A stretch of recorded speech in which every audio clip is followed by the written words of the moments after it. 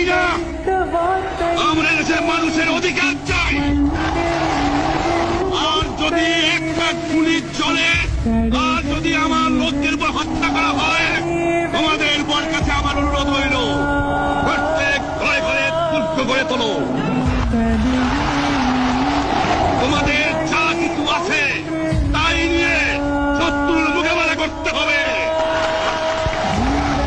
এবং জীবনের তরে রাস্তাঘাট যা যা আছে সব কিছু আমি যদি হুকুম দিতে নাও পারি, তোমরা বন্ধ করে দেবে। প্রত্যেক গ্রামে, প্রত্যেক মহল্লায়, প্রত্যেক ইউনিয়নে, প্রত্যেক সাব ডিভিশনে আওয়ামী লীগের নেতৃত্বে সংগ্রাম পরিষদ গড়ে তোলো।